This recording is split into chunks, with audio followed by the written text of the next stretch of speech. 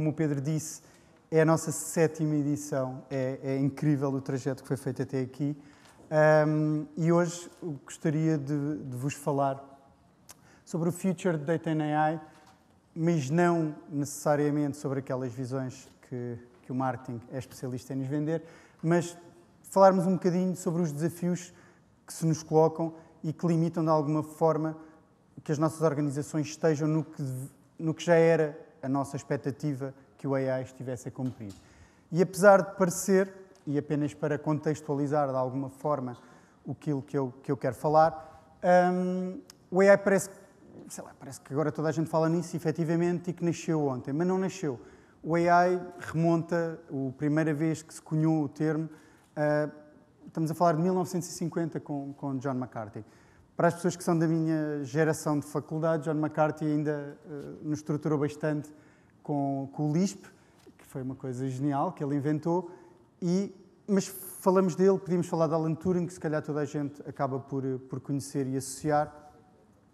E, como em tudo, o que aconteceu foi criou-se um hype à volta na altura se calhar ainda não se tinha cunhado o termo hype, mas criou-se um hype em volta do AI, mas efetivamente não estavam reunidas todas as condições, apareceram novos algoritmos e houve investimento, mas não estavam reunidas todas as condições para garantir que o que era a visão e a execução se podiam alinhar. E isto aconteceu porque, efetivamente, e como podemos facilmente associar, não existia capacidade computacional para alinhar o que era a visão dos algoritmos e a disponibilidade que era preciso e o poder computacional que era necessário. E chegamos a esta fase, de 80 a 90, de alguma forma que temos aqui, que é o inverno do AI, ou seja, houve um desinvestimento neste conceito porque as promessas não estavam a ser cumpridas. Nos anos 90, inícios dos anos 2000, existe um foco renovado porque aparecem novos algoritmos, aparece também mais capacidade computacional, os computadores evoluíram bastante, de alguma forma, os data centers entraram com mais força e com mais capacidade e começou-se a revisitar o tópico.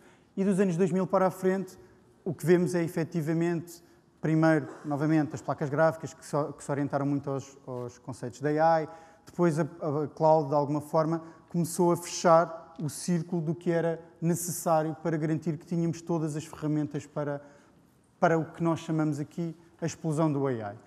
E a explosão do AI porquê? E entenderem isto. Tem havido, se repararem neste gráfico que está aqui de alguma forma, o interesse sobre o AI e as menções que os CEOs faziam neste estudo davam sempre aqui na casa dos 10%, inclusivamente até tiveram aqui uma ligeira quebra. Mas, de repente, iniciativas como o ChatGPT trouxeram o tópico para cima da mesa de uma forma nunca antes vista e quebraram as barreiras e as dúvidas que existiriam que o AI era the way to go, de alguma forma. Mas, efetivamente, já não só com o ChatGPT, mas, efetivamente, com Generative AI, deu-se a explosão do interesse no tema do AI. E, quando falamos em explosão, é mesmo uma explosão. Vou-vos só passar nos últimos 3 quartos, só para perceberem quão dinâmico isto está. Se em Q1 a grande preocupação dos CEOs era a incerteza da economia e a falta, de alguma forma, de semicondutores, o AI está aqui, mas tem uma importância relativa. Em Q2, o Generative AI já ocupa uma mancha enorme. A incerteza económica, claro que sim. A parte dos chips, felizmente, desapareceu um bocadinho das nossas preocupações no imediato. E em Q3, podemos ver que aquela grande mancha se fragmentou de alguma forma, mas este quadrante superior está todo, tirando ali o tema da sustentabilidade, está todo orientado a AI, Gen AI, AI chips, tudo o que gravita à volta do tópico da AI. Qual é, então, o cenário atual que nós encontramos? Usando aqui um bocadinho a analogia também do iceberg, a verdade é, o que nós desejaríamos era este mundo que está à tona, de alguma forma, e, novamente, deveríamos estar a viver, já não digo já a indústria do 4.0, já devíamos estar na indústria do 5.0 de alguma forma. Tudo automatizado, os negócios todos perfeitinhos, super otimizados. A realidade, e que acaba por ser o que está escondido e o que encontramos ainda em muitas organizações, é que o AI, apesar de já estar no mindshare de toda a gente, não deixa de ser, ainda não está, e como é óbvio, há exceções, mas ainda não é core, não está na estratégia core das empresas e nos processos core necessariamente. Há uma resistência a entender os ganhos por vários motivos, por motivos de receio, depois vou falar um bocadinho mais à frente, mas receios das próprias pessoas, do investimento que por vezes é incerto, nós não conseguimos, o AI por natureza não é um processo determinístico, nós não conseguimos garantir resultados à partida, e também porque há muitos projetos que nascem como iniciativas departamentais ou nascem como um interesse de alguém, mas não se concretizam necessariamente em projetos produtivos, ou seja, não são integrados no fluxo de trabalho, ou demoram demasiado tempo a lá chegar e quando chegam já saíram novos algoritmos, a plataforma pode já não estar bem, o padrão dos clientes pode já ter mudado e isso também complica bastante este cenário. Do ponto de vista do IT, portanto, isto são 3 dimensões que nós partimos aqui, o ponto de vista do negócio, o ponto de vista do IT e depois o ponto de vista das pessoas. Do ponto de vista do IT, deveríamos estar a viver, de alguma forma, uma era em que as empresas seriam forçadas, por causa do AI, a partir para serem data-driven companies, ou seja, de alguma forma, elas não teriam já os silos, o IT estaria a funcionar e alinhado com os utilizadores de negócio, e todos os processos mais rotineiros de carregamento de informação, disponibilização de informação, data quality, estariam de alguma forma automatizados. A realidade não é necessariamente assim tão bonita, porque o facto de trazermos o AI para dentro das nossas organizações e porque não nasce tudo ao mesmo tempo, aumenta muitas vezes a complexidade técnica e da arquitetura. Isso obriga-me a ter mais recursos, sejam de infraestrutura, para garantir que eu sou capaz de tratar e de guardar e disponibilizar mais informação, seja mais recursos humanos, o que por si só, como acho que todos aqui que trabalham e que acabam por gerir pessoas sabem, é um desafio por si só, porque devido à escassez, de alguma forma, de profissionais no mercado. E agora isto não avança. Não avança. Não sei se... Não. Assim já não cumpre o tempo, Francisco. Mas o comando está a funcionar, isso é que não está a avançar. Se puderem ir avançando, ok, passou, pronto. Do ponto de vista das pessoas... Ok, agora avançou se calhar um bocado mais. Ok, do ponto de vista das pessoas, o AI já deveria estar incrivelmente a facilitar o meu trabalho, ou seja, era a solução para todos os problemas, e eu, não vou dizer que não tinha que fazer nada, mas efetivamente as soluções já me seriam apresentadas muitas vezes como actionables e o que eu faria era decidir e tomar decisões sobre esses actionables. Na realidade, o que nós encontramos muitas vezes é as pessoas preocupadas se o AI vai substituir o meu trabalho e o facto que é pernicioso de alguma forma, mas é que efetivamente para eu ter estas ajudas e para elas funcionarem como deve ser, eu acabo por ter que carregar mais informação, interagir com mais aplicações e no limite ainda estou a ter mais trabalho. Pelo menos, novamente, nem que seja para ganhar mais à frente, mas no curto prazo, se calhar até estou a ter mais trabalho. E isto também cria algum desafio nesta dinâmica. Agora mudou. Mas porquê é que isto então existe e porquê é que as organizações não estão a conseguir fazer rapidamente este salto?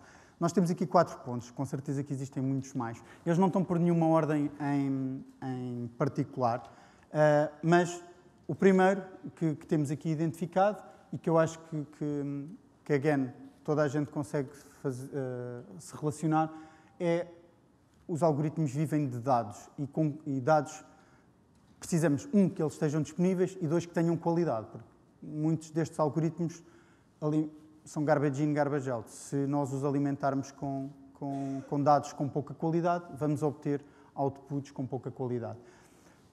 Que ele iria deixar para o último, porque eu acho que é relevante. O custo e o ROI incerto, ou seja, novamente, não são projetos determinísticos. Eu não consigo garantir à partida, sem ver os dados, sem interagir, que vou atingir um grau de accuracy de 100%, 95%, 90%.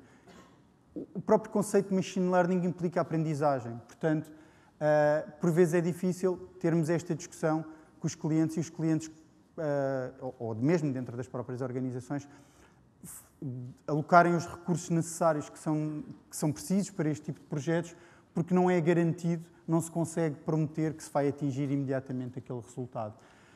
O talent shortage e skill gap, porquê? Porque a dificuldade de recursos humanos todos temos, não é um facto novo. Mas também o skill gap, porquê? Porque mesmo que eu tenha as pessoas técnicas necessárias, por vezes não são elas que percebem do negócio. E as pessoas que percebem do negócio podem não ter a stack tecnológica que nós precisamos para trabalhar. Aqui as iniciativas de reskilling por vezes são muito importantes, porque se nós conseguirmos reduzir este gap e que as pessoas que sabem do negócio consigam evoluir do ponto de vista técnico e as pessoas do ponto de vista tecnológico possam beber desta experiência, efetivamente a organização vai beneficiar. Eu deixei a integração com os sistemas existentes para o fim, porque eu acho que este é aqui, que é as iniciativas da AI para fazer, imaginando um forecast, uma otimização de stocks, algo assim, se não estiver integrado dentro do que é a nossa dinâmica de trabalho e que nos permita atuar sobre essa informação, ou seja, se não estiver integrado com os nossos sistemas operacionais, efetivamente tem o valor que tem, porque acaba por nos obrigar a estar sempre a saltar e voltamos àquele tópico de eu estou a ter mais trabalho em vez de menos. Portanto, eu acho que este ponto é chave para conseguirmos atingir a visão e o futuro do AI. Qual é que é o processo atual? Há um utilizador de negócio que identifica uma necessidade, fala com o IT vai ver se tem dados, se os dados têm qualidade ou não têm, faz uma análise de negócio e, no fim, validamos se o output cumpriu ou não as expectativas que estávamos à espera. O que é que seria o ideal, o que é que seria e como é que nós vamos, então, chegar a esse futuro prometido? De alguma forma, o AI tem que estar no centro de tudo. Desde o ponto de vista do IT, na integração, na criação das pipelines, na automatização dos processos, no ponto de vista da data quality, imediatamente no carregamento da informação, tratá-la, categorizá-la, limpá-la. O AI tem que estar nesses processos para facilitar o trabalho mais à frente. Na identificação de desafios de negócio, os algoritmos têm capacidade de identificar tendências, padrões que nós, como humanos, estamos limitados. Os insights, novamente, guiados e gerados por AI. Existem imensas iniciativas nas ferramentas que os nossos parceiros disponibilizam, em que muitos insights já são criados e que já são identificados os padrões automaticamente. E isso vai nos ajudar, novamente, depois a explorar esses actionables que nos são dados, porque eu acho que é aí que nós acrescentamos valor, não necessariamente na criação, e na análise de negócio. Portanto, o AI não pode ser apenas o produto final, o resultado final. O AI tem que estar em toda a cadeia de valor do processo. Para isto, e como em tudo na vida, há um caminho que é preciso ser feito e que as nossas organizações acabam por ir fazendo. De certeza que temos aqui organizações que estão super avançadas e o AI já não é um problema, já é um dado adquirido dentro das organizações, mas há muitas empresas que ainda estão mais atrás no processo. E, efetivamente, nós achamos que todas as empresas que querem começar ou que querem avaliar o estado em que estão neste processo devem começar por fazer um assessment e perceber em que estado de maturidade é que eu estou. O AI pode entrar, eu tenho dados, os dados existem, eu tenho infraestrutura, preciso primeiro fazer um trabalho de criação e definição de uma macroarquitetura que me vai guiar daqui para a frente. Eu tenho as pessoas, eu preciso de investir primeiro em pessoas, quanto é que isto me vai custar? Depois, definir uma estratégia para o AI. Novamente, nós podemos aplicar a AI a tudo. Se isso tem valor ou não para a nossa organização é uma história completamente diferente. É preciso perceber dentro da vossa organização, eu ainda ontem estava, por exemplo, com o João num cliente que me dizia que via o AI como core para tudo o que era predictive maintenance e qualidade de produção, mas nos outros temas ele achava que não iam acrescentar valor, que só iam, podiam tirar trabalho às pessoas, mas isso ele não via como um dado, como valor. Ele queria o AI na organização dele para o fator produção e fator de prevenção. Está ok. Para que é que eu quero? Quero aumentar vendas? Quero otimizar stocks? Eu tenho que definir qual é o meu end goal. Claro que existem N use cases que depois se vão criar, mas o case que vai ser o driver da implementação da AI dentro da minha organização tem que estar definido e tem que ter um sponsorship à volta. E isto leva-nos àquele ponto, sempre foi importante, mesmo, acho que sempre falámos sobre isso e é mais que óbvio, nada se faz sem sponsorship de topo, porque é o sponsorship de topo que mete o dinheiro no fim do dia na nossa visão. E, efetivamente, os processos da AI, muitas vezes, são transformacionais dentro das vossas organizações. Ou seja, vocês vão quebrar silos, vocês vão mudar mentalidades, vocês vão enfrentar resistências de quem não o quer fazer, e se não tiverem este sponsorship bem identificado, e vão ter também, muitas vezes podem não ter resultados imediatos, e se isto não estiver bem identificado, o que vos vai acontecer é que vai ser um processo muito mais duro, muito mais lento, e que no limite pode culminar não necessariamente em sucesso. O ponto de Data Collection and Preparation, portanto, faz todo sentido, tem a ver com a qualidade de dados e garantir que então conseguimos, quando tivermos garantido todos estes pontos, disponibilizar a informação e torná-la útil para os nossos utilizadores. E depois, este ponto é importantíssimo. Se pensarem no que era o Analytics há uns anos atrás, é o AI agora, que é, ok, podemos começar até por um use case mais pequeno, mas é deitar gasolina em cima.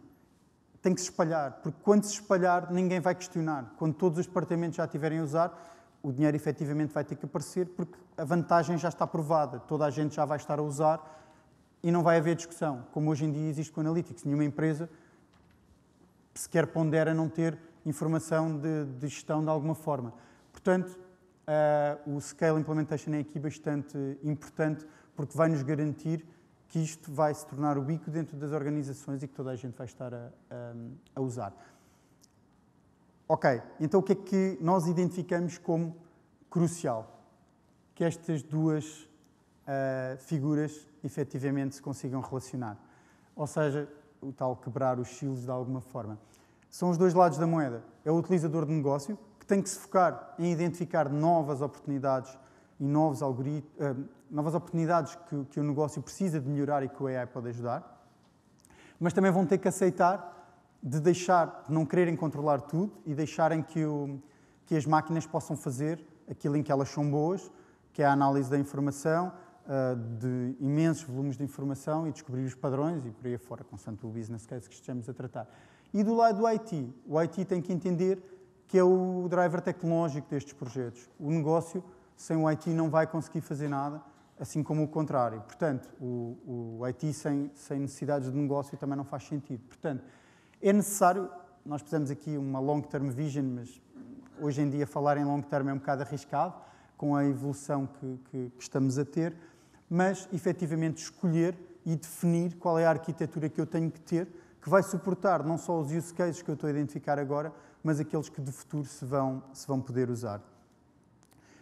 E entre o futuro e a realidade, e novamente temos aqui exemplos na sala de clientes que já estão a trabalhar garantidamente e com sucesso este tipo de algoritmias, mas no manufacturing, portanto, o AI é aplicável a tudo, em todas as indústrias e efetivamente mesmo em horizontais, em recursos humanos, em financeiros, portanto, aplicativos que acabam por ser cross-industry. Mas Predictive Maintenance do lado do manufacturing, do lado do retail, o dynamic pricing, nas logísticas, a parte da otimização do forecast de demanda, por exemplo, nos consumer packaged goods, do lado do finance, fraud detection, risk assessment, temos aqui especialistas, garantidamente podem corroborar isto. Do lado do healthcare, quem não se lembra do que o Watson, por exemplo, era capaz de fazer do ponto de vista do diagnóstico. Customer service, onde eu acho que vai haver uma transformação gigante patrocinada pelos smartbots, com as iniciativas com o OpenAI, com o GCP, com a AWS, com todas essas coisas que têm este tipo de agentes que vão efetivamente transformar a forma como nós nos relacionamos com os serviços, e vou dar um exemplo a seguir.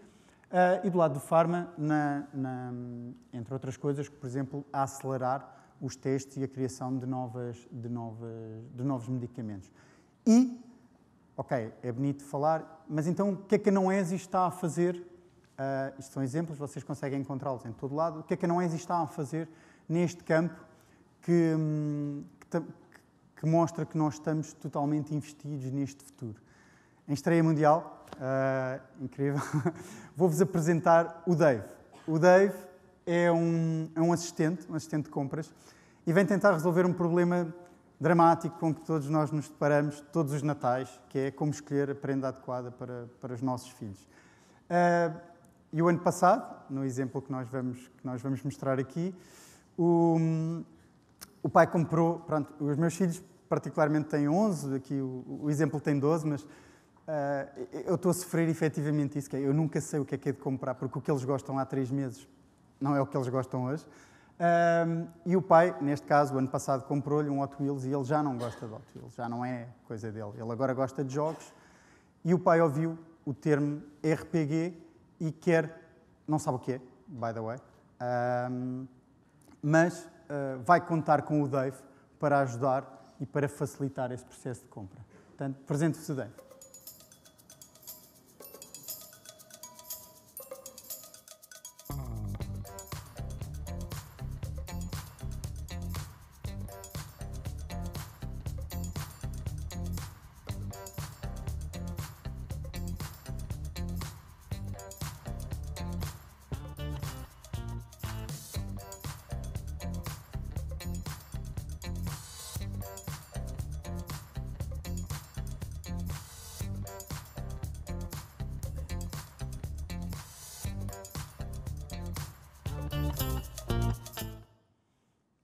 O Dave é uma versão muito acelerada. O Dave, se quiserem saber mais sobre o Dave, podem falar. Os criadores do Dave estão aqui, a equipa de Low Code e a equipa de AI que está a criar este robô, este assistente, está aqui. Se quiserem falar um bocadinho com eles, ali temos o stand da Noesis e mais tarde, da parte da tarde, o João Martins vai falar um bocadinho sobre como o GenAI pode transformar e pode ajudar os negócios a mudar um bocadinho esta experiência de compra. E é isto que a gente quer aqui, de alguma forma, provar, que é as experiências de compra e o AI vai poder revolucionar completamente a nossa experiência, a nossa interação com estes agentes. Ou seja, a facilidade de pesquisa e em tempo real e em linguagem natural vai nos ajudar. E porque falamos aqui de desafios, mas a nota é extremamente positiva. O AI está a transformar as nossas empresas. Não é uma realidade, não é uma coisa dos filmes já, não é ficção científica que há 10 anos atrás ou há 20 anos atrás era efetivamente isso que nos parecia. Algo completamente inatingível que ok, era giro, eu consigo imaginar isso, mas isso nunca vai efetivamente acontecer. Nós estamos a viver o tempo do AI. O AI não é um projeto determinístico, é um projeto contínuo e é um projeto, e deve ser sempre um projeto contínuo, porque os nossos clientes mudam, os padrões, o mercado está em constante mutação, estão sempre a sair algoritmos novos, as plataformas evoluem e por isso não se pode considerar que eu desenvolvo algo, coloco em produtivo e já está. É preciso trabalhar sistematicamente sobre eles. E existe muito mais informação dentro da vossa organização, nós costumávamos dizer isto para a parte da Analytics, que é, há todo um montante de informação que não está a ser explorada de alguma forma, mas aqui isto é verdade. É possível analisar a informação que vocês têm e desenvolver use cases sobre eles. E o que é que isto nos vai ajudar? O AI não vai resolver todos os vossos problemas, é importante perceberem isto, não é uma bala de prata, não vai imediatamente transformar o vosso negócio no melhor negócio do mundo, mas vai ser um ajudante de negócio enorme. Portanto, vamos garantir que vamos introduzir o AI dentro das nossas empresas, ultrapassar aquelas dificuldades que fomos enumerando, mas efetivamente vai nos ajudar. Isto vai nos levar à redução do gap entre a visão e a implementação, porque realmente aquilo que nós queremos atingir e o que estamos a conseguir atingir, conseguindo ultrapassar aqueles passos, vai nos ajudar a reduzir este gap. E acreditamos que o AI vai ser o fator decisivo que vai aproximar o IT e o negócio, e com isso vamos criar aqui uma espécie de ciclo virtuoso que vai acabar por alimentar e melhorar todos os nossos negócios. Portanto, e em suma, o AI está presente, é uma realidade nas nossas vidas, vai transformar o modelo e o futuro acaba por ser de alguma forma brilhante, e é isso que queremos deixar aqui a nota. Muito obrigado a todos.